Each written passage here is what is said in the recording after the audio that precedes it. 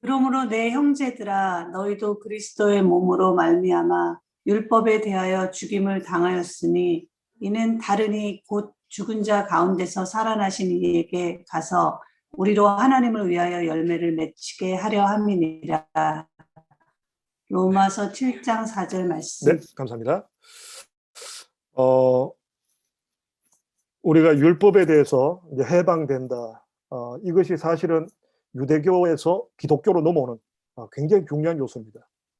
유대교는 유대인들에게만 국한된, 특별히 하나님께서 이제 예수 그리스도께서 오시기 전에 이제 준비해 놓으신 모판 같은 역할을 감당했는데, 이제 이 유대교에서 기독교로 넘어감에 있어서 가장 중요한 요소가 유대교의 가장 중심은 율법입니다. 율법으로부터의 해방. 과연 이것이 어떻게 성경적으로 연결되는가? 오늘 로마서 7장 1절부터 13절 내용을 통해서 함께 나누고자 합니다. 먼저 우리 한번 로마서 7장 1절부터 13절 말씀 같이 함께 먼저 보도록 하겠습니다. 네, 문제부터 한번 보도록 하겠습니다. 이해도 집사님 한번 첫 번째 문제. 1번 바울은 1절에서 로마의 성도들을 가리켜 법 아는 자들이라고 말하고 있습니다. 그들은 어떤 의미에서 법을 아는 자들이었을까요? 즉 여기서 법은 무엇을 뜻한다고 생각하십니까?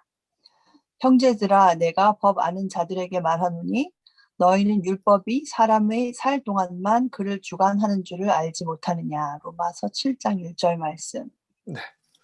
자, 여기서 일단 그 로마서 7장 1절에서 법 아는 자라고 표현한 것은요, 이미 이제 우리가 좀 학창 시절에 좀 지식을 동원해 보면 그리스가 세계를 통치할 때 결국 그리스는 문화가 중심이었습니다.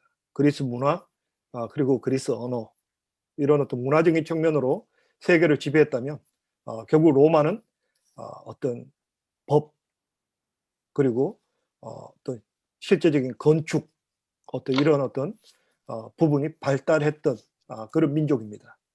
그래서 결국 로마를 이끌어갔던 것은 천년 로마를 이끌어갔던 것은 결국 법이었다라고 그럽니다. 그만큼 로마는 이 법이 엄격해 있었고, 그래서 우리가 예수님께서도 재판을 받으셨고, 또 사도 바울이 재판을 받기 위해서 로마 황제에게 또 재판을 요청했던 이런 어떤 여러 가지 그 사도 바울 시대에 보면 결국 로마가 중심이 되어서 법이 세계를 지배하는 시대였습니다. 그래서 오늘 특별히 1절에 법하는 자들이라는 것은 일반적인 그 로마 사람들이 워낙 법을 잘 만들고 지켰기 때문에 이런 어떤 일반적인 법을 말합니다. 자, 일반적인 법을 말하는데 이 보통 법이라는 것은 사람이 살 동안만 그를 주관한다. 요즘 좀 한국에 보면 뉴스가 좋지 못한 뉴스가 나오죠. 좀 이렇게 뭔가 혐의가 있으면 그 자살해버리죠. 지금 서울시장 4월달 되면 서울시장 선거가 있는데 그 서울시장님 또 자살하시는 바람에 근데 이제 자살하고 나면 그 혐의가 그냥 무혐의 처리돼 버립니다. 왜냐하면 죽은 사람은 더 이상 법적인 그 제재를 할 수 없기 때문에 이게 이제 법이라는 거죠. 그래서 오늘 특별히 이걸 이야기하는 겁니다. 우리가 법 상식으로 이야기하면 율법이 사람 살 동안만 그를 주관한다. 그렇게 문을 열고 있습니다. 두 번째요. 김숙현 사모님. 네. 바울이 2, 3절에서 일반적인 예를 들고 나서 4절에서 실제적 사실을 말하고 있습니다. 이 둘 사이에 있는 중요한 차이점은 무엇일까요? 그리고 그 차이점은 왜 생기는 것일까요? 남편 있는 여인이 그 남편 생전에는 법으로 그에게 매임받으나 만일 그 남편이 죽으면 남편의 법에서 벗어났느니라. 그러므로 만일 그 남편 생전에 다른 남자에게 가면 음부라. 이르되 남편이 죽으면 그 법에서 자유케 되나니 다른 남자에게 갈지라도 음부가 되지 아니하느니라. 로마서 7장 2절에서 3절. 그러므로 내 형제들아 너희도 그리스도의 몸으로 말미암아 율법에 대하여 죽임을 당하였으니 이는 다르니 곧 죽은 자 가운데서 살아나신 이에게 가서 우리로 하나님을 위하여 열매를 맺히게 하려 함이니라. 로마서 7장 4절 말씀.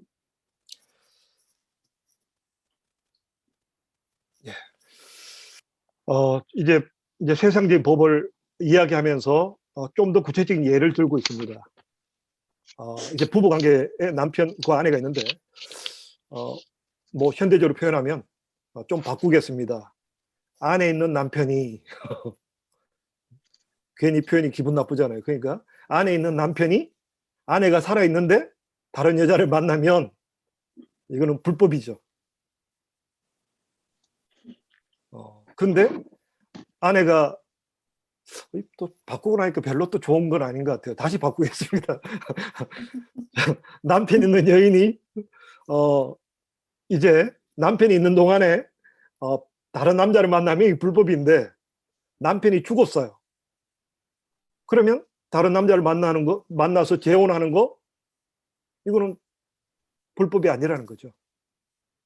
자, 이 비유를 통해서 이제 율법과 어떤 우리의 어떤 복음, 이 차이를 우리에게 설명해 주는 거예요. 자, 구약에는 유대인들은 율법을 지켜야 된다. 근데 이제 우리는 율법 아래 있지 않다라고 우리가 이미 로마서를 통해서 배웠습니다. 자, 여기에 대해서 이 비유를 하는데, 자, 이게 이제 7장 4절에 보면 내 형제들아 너희도 그리스도의 몸으로 말미암아 율법에 대하여 죽임을 당하였으니, 우리가 율법에 대해서 죽임을 당했다라고 되어 있습니다. 그래서 이제 우리가 이제 율법에서 벗어날 수 있다. 자, 근데 이 차이가 있어요. 우리가 이제 남편 있는 여인이 남편이 죽고 나서 이제 자유로우니까 새로운 남편 만나도 괜찮아요. 자, 근데 이제 우리가 율법에 살아왔는데 율법이 죽어야 우리가 그리스도의 몸으로 새롭게 살아갈 텐데 율법은 안 죽어요. 그럼 어떻게 해야 될까요? 우리가 이제 율법에서 벗어나는 새로운 삶을 살아야 되는데, 이 비유를 보면, 앞에 비유를 보면 남편이 죽으면 이제 새로운 남편 만나는 건 괜찮아요. 그러면 우리도 율법에 대해서 율법이 죽으면 이제 그리스도인으로 살아가느냐? 예수님께서 그러셨잖아요. 나는 율법을 폐하러 온 것이 아니라 완성하기 위해서 왔다. 그럼 우리가 어떻게 해야 되느냐? 누가 한 사람은 죽어야 되는 거예요. 부부가 있을 때 하나가 죽어야 한 사람 다른 사람을 만나야 불법이 아닌 거예요. 그러면 율법과 나가 있으면 하나가 죽으면 새로운 어떤 관계가 형성될 수 있다는 거죠. 근데 누가 죽어야 되느냐? 내가 죽어야 된다. 우리가 죽어야 된다. 율법은 바뀌잖아요. 내가 그리스도와 함께 죽어야 율법에서 벗어날 수 있다.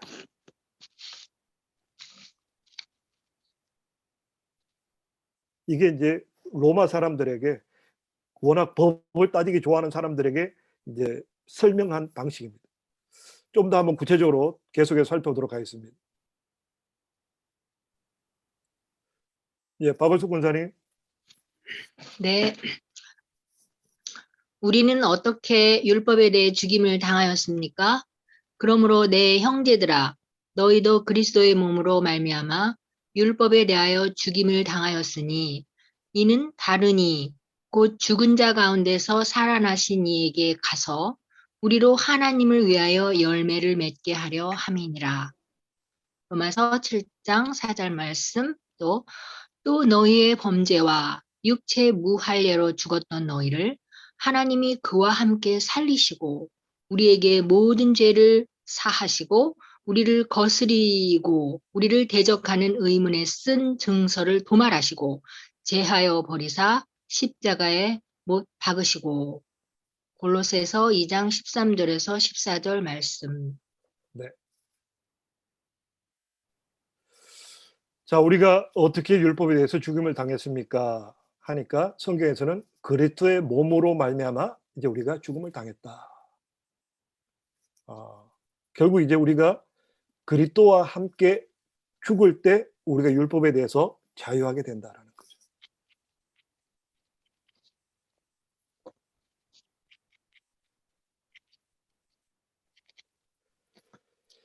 우리가 이제 그리스도의 몸으로 말미암아 이제 우리가 그리스도의 몸으로 말미암아 율법에 대해서 죽임을 당했다.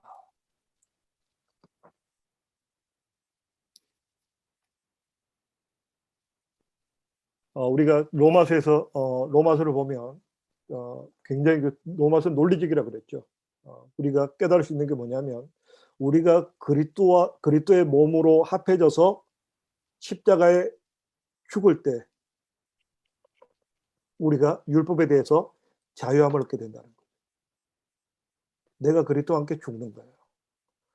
예수님이 그냥 내 죄값을 대신했다. 할렐루야, 나는 이제 죄산 받았다. 끝. 아니라는 거죠. 내가 그리스도와 함께 죽을 때 우리는 율법에 대해서 자유하게 됩니다.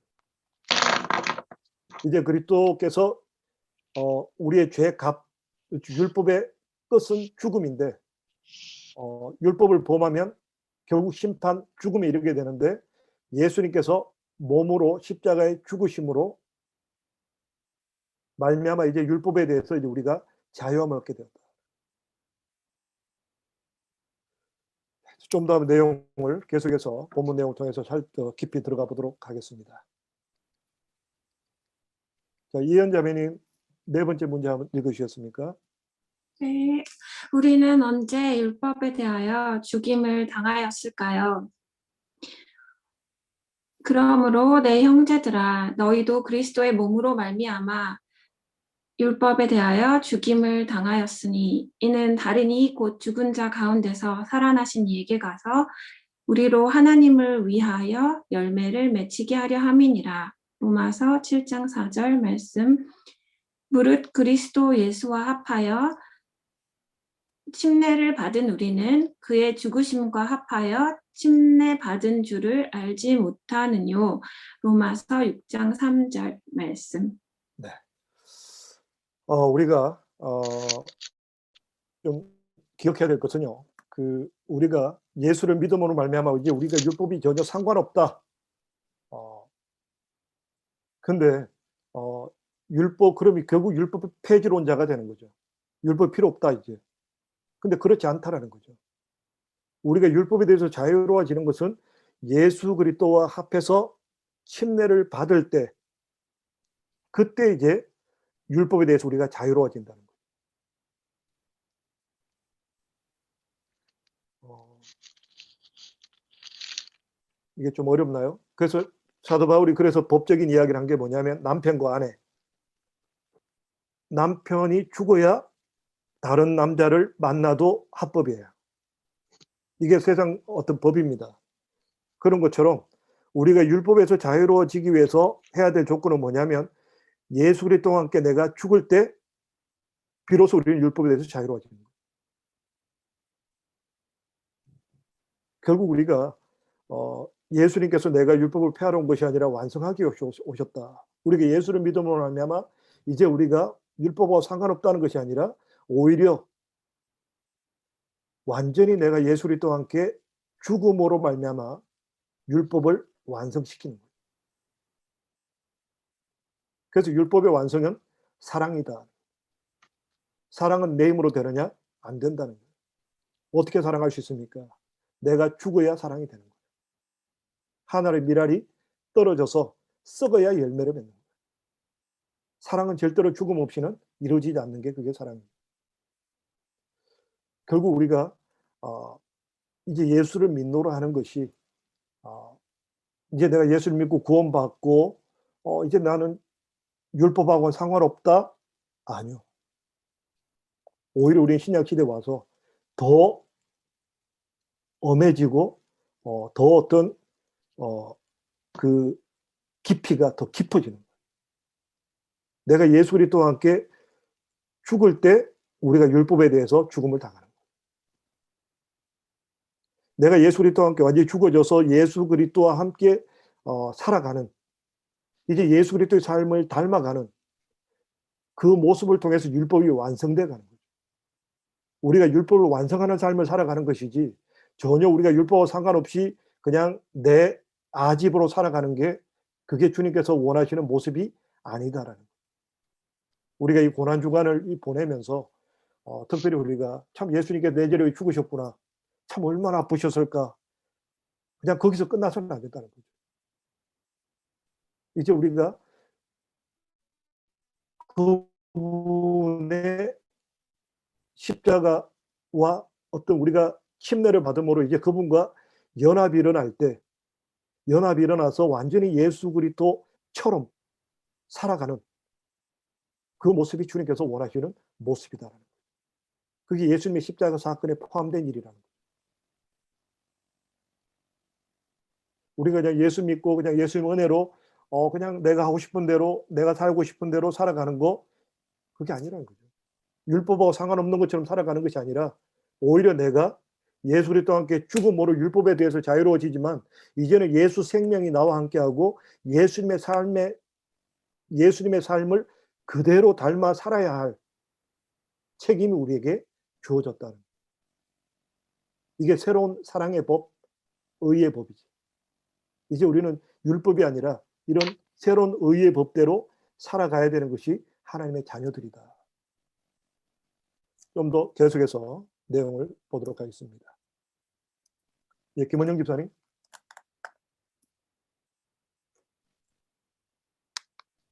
예, 5번째입니다. 우리가 율법에 대하여 죽임을 당한 목적은 무엇입니까? 그러므로 내 형제들아 너희도 그리스도의 몸으로 말미암아 율법에 대하여 죽임을 당하였으니 이는 다르니 곧 죽은 자 가운데서 살아나신 이에게 가서 우리로 하나님을 위하여 열매를 맺히게 하려 함이니라. 로마서 7장 4절 말씀. 그러므로 우리가 그의 죽으심과 합하여 침례를 받음으로 그와 함께 장사되었나니 이는 아버지의 영광으로 말미암아 그리스도를 죽은 자 가운데서 살리심과 같이 우리로 또한 새 생명 가운데서 행하게 하려 함이니라. 로마서 6장 4절 말씀. 우리가 알거니와 우리 옛 사람이 예수와 함께 십자가에 못 박힌 것은 죄의 몸이 멸하여 다시는 우리가 죄에게 종노릇하지 아니하려 함이니 로마서 6장 6절 말씀입니다. 네, 감사합니다. 자, 이제 우리가 율법에 대해서 율법도 선한 것인데 뭐 그냥 율법 지키고 살면 되지 않냐? 그런 어떤 우리가 생각을 할 수 있겠죠. 그냥 율법 지키고 살면 되는 거 아니냐? 근데 이제 우리가 끝에 가서 나오지만 결국은 율법이라는 것은요, 우리가 지킬 수도 없고 오히려 율법이 우리로 하여금 더 죄에 대해서 심화시키는 더 많은 죄책감과 어떤 우리 자신에 대한 실망감을 주는 게 그게 율법이라는 거예요. 또 그리고 율법에 대해서 우리가 가지게 되는 건 뭐냐면 이 지키지 않으면 또 벌을 받는 것이 아닌가, 이 두려운 게 있는 거죠. 그런데 그래서 예수님이 이 땅에 오셔서 율법에 대해서 우리로 하여금 죽게 하신 예수님이 우리의 죄를 대속하시고 죽으신 그 목적 가운데는 이제 우리가 이제는 더 이상 우리가 이거 안 지키면 나 죽는다, 이거 안 지키면 내 저주받아, 이런 삶이 아니라 이제 하나님께 어떻게 하면 더 많은 열매를 올려드릴 수 있을까, 그런 삶으로 우리의 목적을 바꾸시는 거예요. 율법은 결국 우리로 하여금 얽매게 만드는 거죠. 그래서 그 영국이 보면 선진국입니다. 선진국 이유 중에 하나가 뭐냐면 영국은 불문법이에요. 성문법이냐 불문법이냐 하는 것 우리 학창 시절에 공부하셨죠. 법규가 정해져 있어요. 법규가 정해지고 법규가 복잡한 나라일수록 후진국이에요. 오히려 이렇게 영국은 보면 주로 이제 그 판례법이라고 그러죠. 과거에 유사한 범죄 행위를 찾아서 참고해서 재판하는 거예요. 그야말로 왜냐하면 이 법이 있으면 사람이 법에 얽매게 되는 거예요. 종속되게 되고 두려움 가운데 살아가는 거예요. 이게 율법의 특징이에요. 그래서 하나님께서는 그런 모습, 우리 인간이 그런 모습으로 살아가기를 원하시지 않으신다는 거예요. 오히려 예수의 피값으로 우리 죄값을 다 치러주시고 이제 우리가 살아가는 것은 우리가 율법을 완성시켜 나가는 것은 하나님께 열매를 맺고 이제 새 생명으로 어떤 새로운 어떤 삶으로 살아가는 규범으로서 법을 지키는 거지. 이거 안 지키면 내 죽어. 어떤 이거 안 지키면 내 저주받을 거야. 그런 두려움 가운데 있지 않기 위해서 하나님께서 율법을 벗어나게 하셨다. 이제 그리스도의 몸으로 말미암아 우리의 율법에 대해서 죽고 나면 이제 우리는 하나님을 위해서 열매 맺는 삶을 살아가게 된다.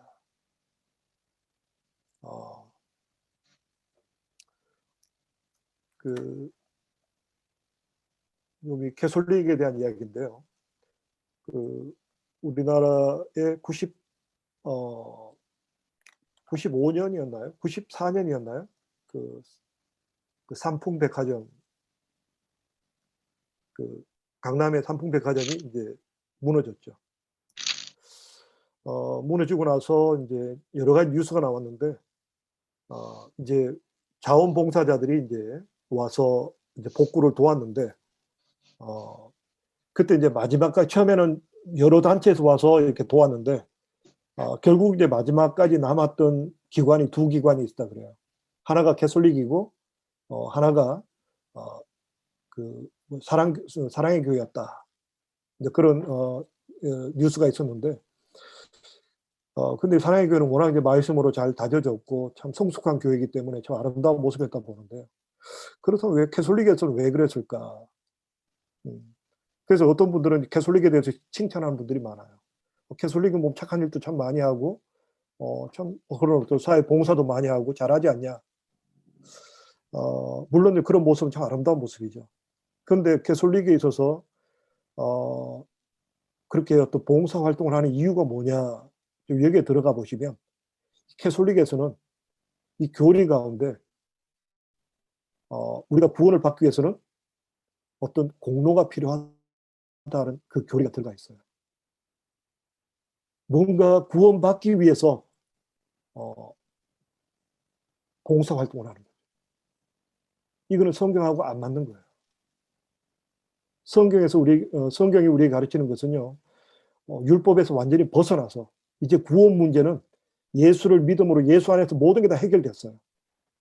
그 다음부터 우리의 숨기는 삶, 우리의 삶의 모습은 오직 하나님께 열매 맺기 위해서, 하나님을 영화롭게 하기 위해서 더 섬기고 어떤 우리가 쳐서 복종하는 삶을 살아가는 것이지, 구원받기 위해서 하나님 무서워서 그런 섬김은 하나님께서 원하시는 모습이 아니다라는. 예. 다음 보겠습니다. 6번째요. 조문경 집사님.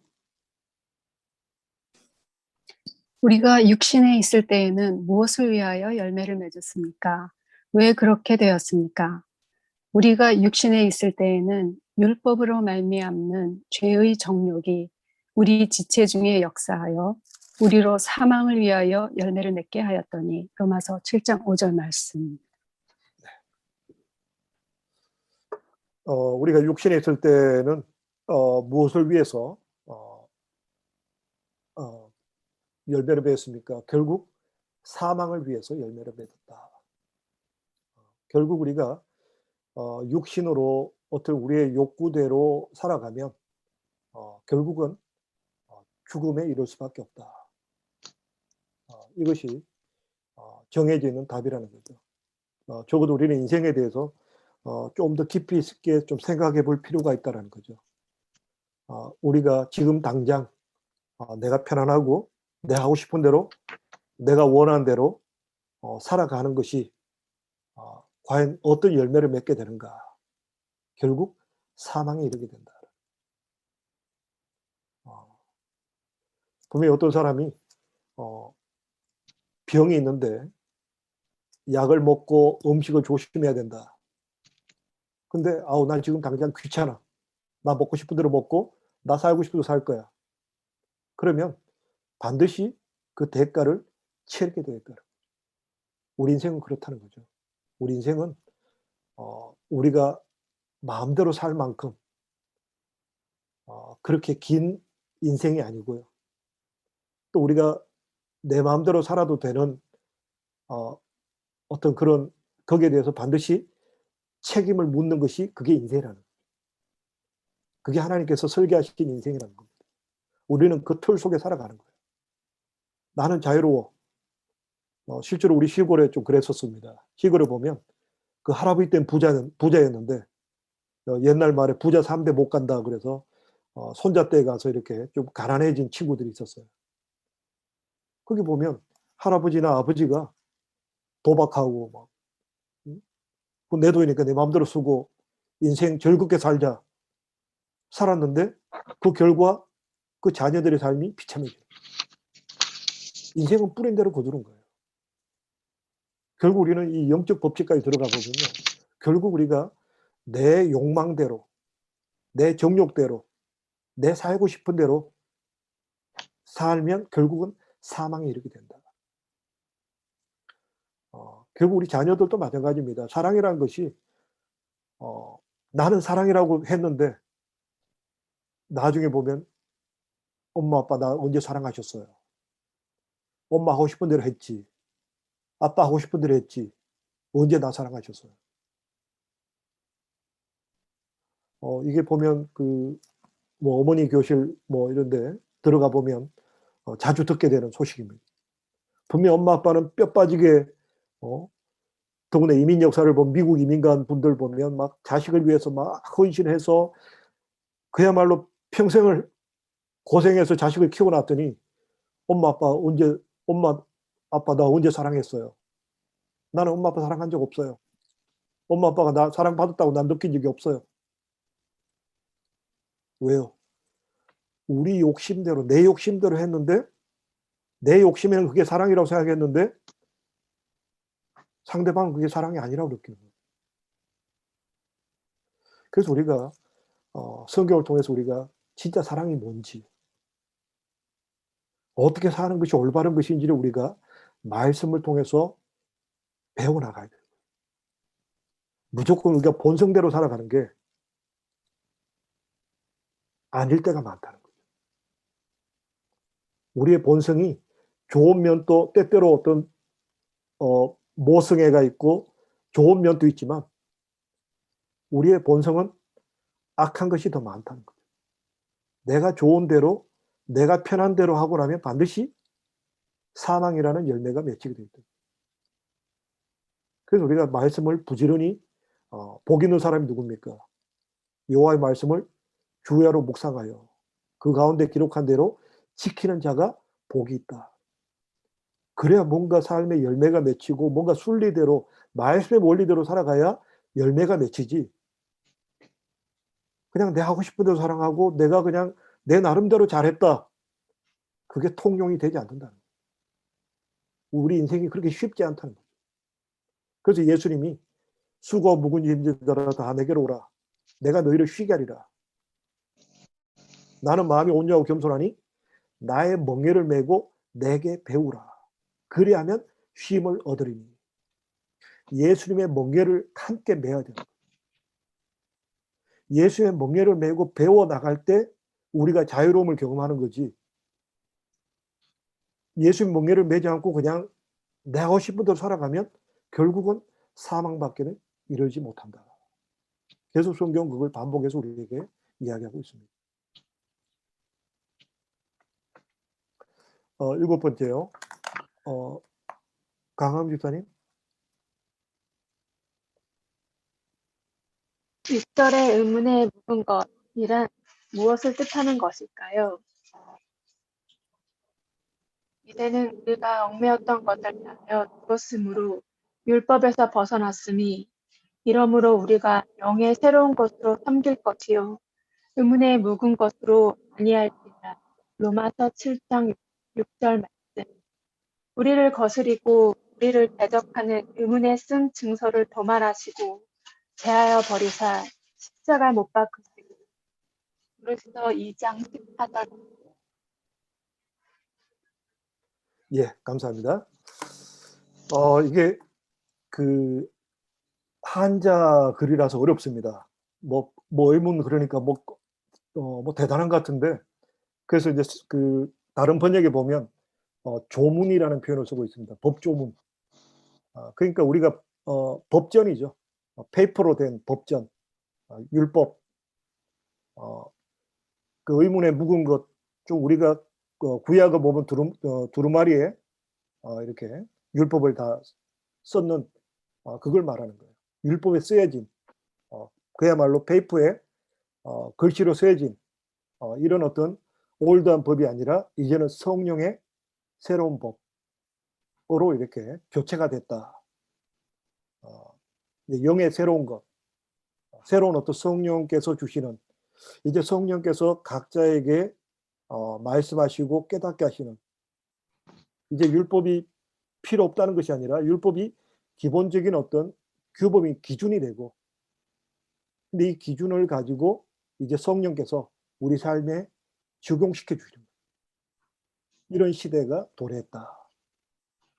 그래서 의문에 묵은 것이라는 것은 묵은 것이라는 것은 올드 원이고요. 의문이라는 것은 법조문, 로 코드.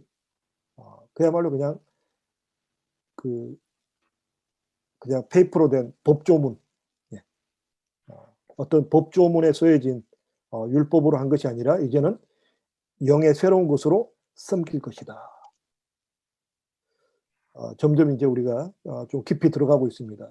이제 율법에서 과거에는 페이퍼로 된 어떤 성문법, 법은 이거 1번 이렇게 지켜야 되고 2번 이렇게 돼야 되고 이런 법조문이 아니라 이 법조문은 우리에게 기준이 되고 이제는 성령께서 친히 깨닫게 하시고 적용시켜 주시고 알게 하시는 그런 법의 통치를 받는 시대를 이제 우리는 살아가게 된다. 이제 우리가 이제 로마서 8장에 넘어가면 이제 이게 이제 완전히 이제 파일이 공개가 됩니다. 근데 지금은 서서히 이제 8장을 향해서 가고 있기 때문에 그렇게 이해해 주시면 좋을 것 같습니다. 예, 세라 입사님 8번 문제 한번. 율법이 죄일 수 없는 이유는 무엇입니까? 그런즉 우리가 무슨 말하리요? 율법이 죄냐? 그럴 수 없느니라. 율법으로 말미암지 않고는 내가 죄를 알지 못하였으니 곧 율법이 탐내지 말라 하지 아니하였다면 내가 탐심을 알지 못하였으리라. 로마서 7장 7절 말씀. 이로 보건대 율법도 거룩하며 계명도 거룩하며 의로우며 선하도다. 로마서 7장 12절 말씀. 죄를 짓는 자마다 불법을 행하나니 죄는 불법이라. 요한일서 3장 4절 말씀. 네, 감사합니다. 자, 율법이 그럼 죄냐? 우리가 지금 계속 보면 이야기 나누다 보니까 뭐가 율법은 죽어야 된다. 의문에 올드 원, 그 의문에 오래된 것, 뭔가 율법에 대해서 부정적인 표현이 굉장히 많은 것 같은데 그럼 율법이 잘못된 거냐? 그렇진 않다라는 거죠. 율법이 뭐냐? 율법은 우리로 하여금 죄를 깨달아 알게 한다.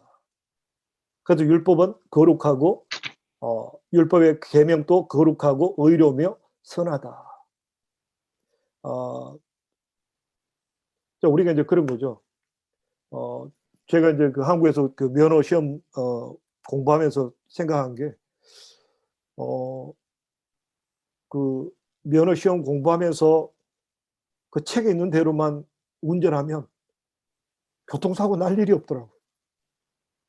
근데 문제는 이 법을 안 지키니까 사고가 나는 거예요.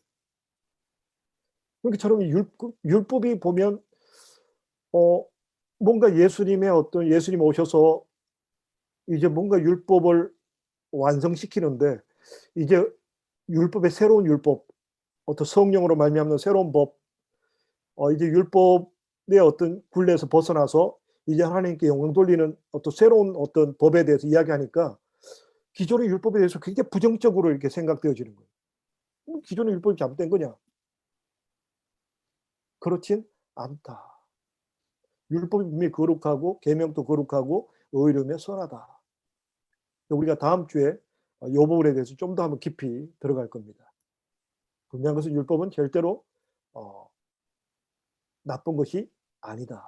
율법은 의롭고 거룩하고 선하다. 분명히 이 개념은 우리가 가져야 될 줄 압니다. 자, 자, 이제 우리가 이따가 좀 나눔의 시간에 곧 나올 텐데요. 그 로마서 7장 7절 그 맨 위의 구절을 보시면 예를 들어서 나옵니다. 율법이 탐내지 말라 하지 아니하였다면 내가 탐심을 알지 못하였으리라. 이 탐심에 대해서 특별히 그 골로새서에 보면 결국 탐심은 우상 숭배다 라고까지 나오고 있습니다. 요번에 우리가 교제할 때 나올 때 미리 한번 살펴봤습니다. 자, 9번째요. 애덤 집사님 한번 9번째 문제 봐주시면 좋겠습니다. 9번 생명에 이르게 해야 할 계명이 왜 사망에 이르게 하는 것이 되었는지 한번 설명해 보십시오. 8절부터 11절까지 말씀. 그러나 죄가 기회를 타서 계명으로 말미암아 내 속에서 각양 탐심을 이루었나니 이는 법이 없으면 죄가 죽은 것임이니라. 전에 법을 깨닫지 못할 때에는 내가 살았더니 계명이 이름에 죄는 살아나고 나는 죽었도다. 계명에 이르게 할 그 계명이 내게 대하여 도리어 사망에 이르게 하는 것이 되었도다. 죄가 기회를 타서 계명으로 말미암아 나를 속이고 그것으로 나를 죽였는지라. 로마서 7장 8절부터 11절 말씀. 자, 서서히 이제 우리가 그 율법에 대해서 좀 더 이제 깊이 있게 들어갑니다. 자, 율법이 이렇게 들어오고 나서 율법이 거룩한 율법이 들어왔으면 좋은 모습이 돼야 되는데 왜 오히려 사망에 이르게 되는 법이 되었을까? 일단 우리가 사도 바울의 경우를 볼 수 있습니다. 사도 바울이 자기는 율법을 완벽하게 알고 완벽하게 지킨다고 했습니다. 근데 율법을 통해서 사도 바울이 한 게 뭐냐면 스데반 집사를 돌로 쳐서 죽인 거예요. 그건 자기가 율법을 지키는 거라고 생각합니다. 분명히 율법에 보면 그렇게 함부로 재판해서 안 되고 분명한 정인이 있어야 되고 절차를 밟아서 일을 처리해야 되는 것이 율법이에요.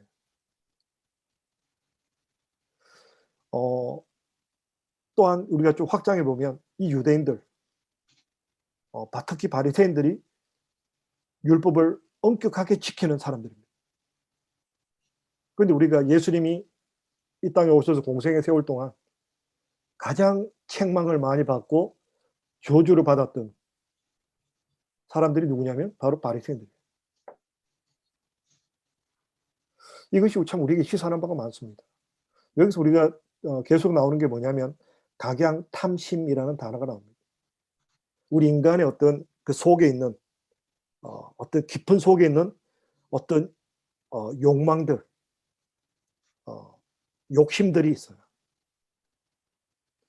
이게 이제 법이란 게 율법이 딱 들어오면 뭔가 부딪히죠. 그럼 우리가 이 탐심이 율법 앞에 굴복하느냐?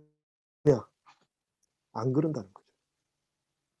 오히려 이 율법을 가지고 다른 사람을 비판하고 다른 사람을 판단하고 또 오히려 자기를 합리화시키는.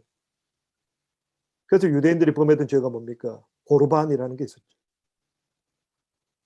부모한테 효도를 해야 되는데 분명히 십계명에 내 부모를 공경하라 되어 있잖아요.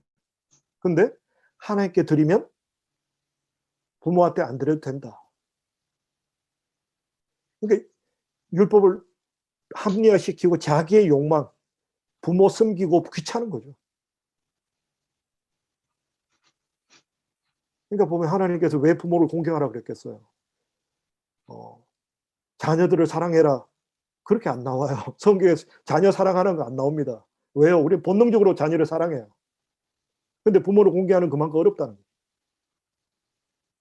근데 하나님 말씀을 우리가 분명히 하나님 율법이 들어오면 부모를 공경해야 되는구나 해야 되는데 비틀어 버리는 거죠. 고르반.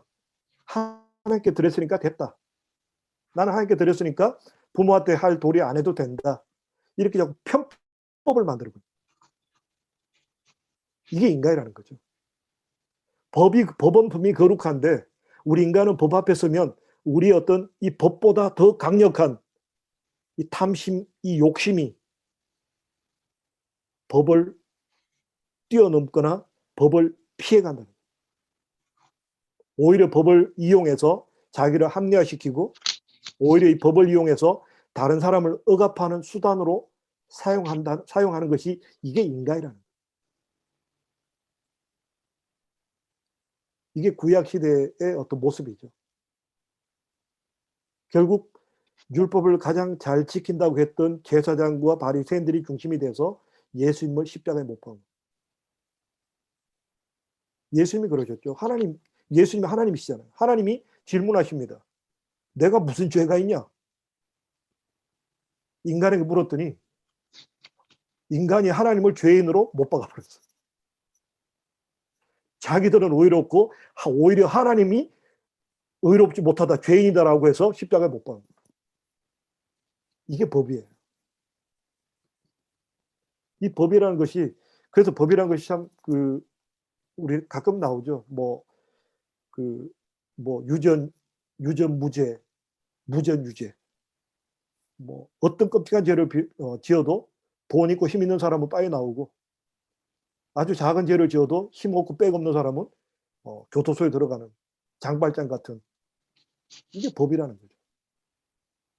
법은 분명히 거룩하고 완벽한데 이 법을 사용하는 인간들의 어떤 그 속에 있는 그 욕심 때문에 결국 오히려 더 인간들을 올가매고 고통스럽게 만드는 도구가 되는 거예요. 그래서 예수님께서 오셔서 이 땅에 오셔서 법을 뛰어넘는 새로운, 예수 그리스도와 함께 죽고 완전히 죽어버리고 이제 성령의 인도하심을 받는 완전한 새로운 법. 그래서 하나님의 마음을 기쁘게 해드리는 그런 삶으로 우리를 초대하셨다. 자, 한번 10번째 문제 가보도록 하겠습니다. 김숙현 사모님. 그러면 율법의 기능은 무엇입니까? 그런즉 선한 것이 내게 사망이 되었느뇨. 그럴 수 없느니라. 오직 죄가 죄로 드러나기 위하여 선한 그것으로 말미암아 나를 죽게 만들었으니 이는 계명으로 말미암아 죄로 심히 죄되게 하려 함이니라. 로마서 7장 13절 말씀. 네, 감사합니다. 우리가 다음 주에 좀 살펴볼 텐데요. 결국 사도 바울이 계명을 지키려고 무척 노력했죠. 이 율법주의자들이 율법을 굉장히 지키려고 노력하는데 그 율법을 지키려고 노력할 때 나오는 고백이 뭐냐? 오라 나는 공고한 자로다. 누가 사망의 몸에서 나를 건져내리라. 우리는 율법을 지키려고 하면 할수록 더 고통스러워요.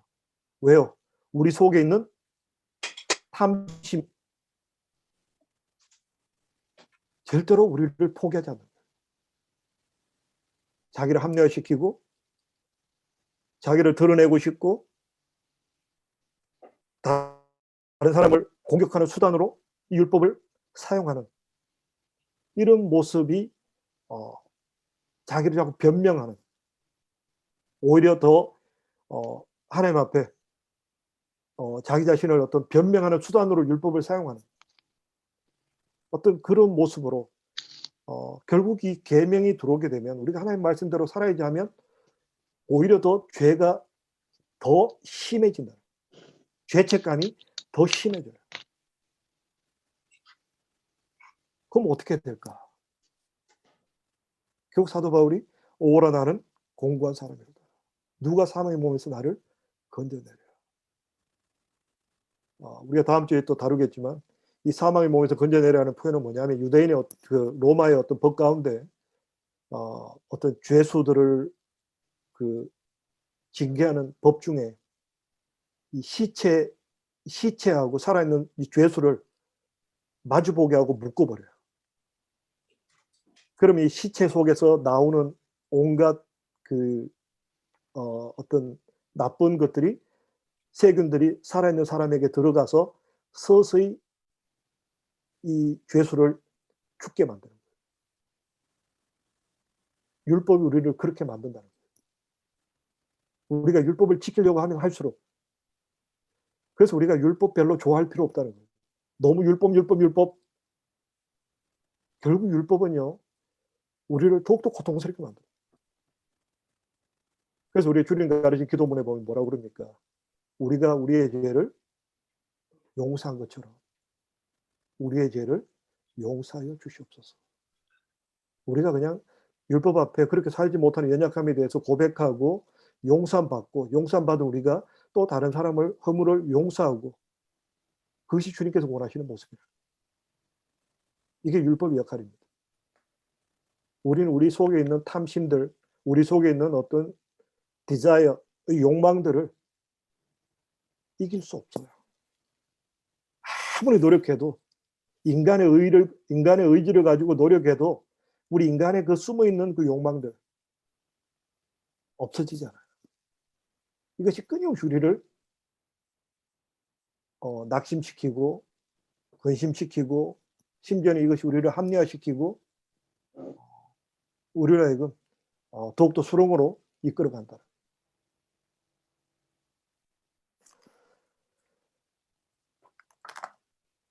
오늘 내용은 여기까지 다루게 됩니다. 그래서 우리가 결론을 알아버리면 우리가 또 놓치는 부분이 있습니다. 그래서 오늘은 우리가 좀 과정 속에 있지만 이 과정 속에 있는 부분을 우리가 좀 다뤘으면 좋겠습니다. 우리 한번 김신혜 입사님.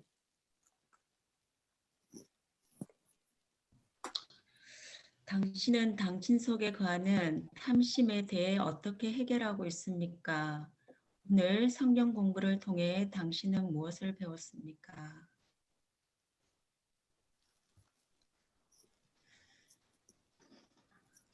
네. 탐심.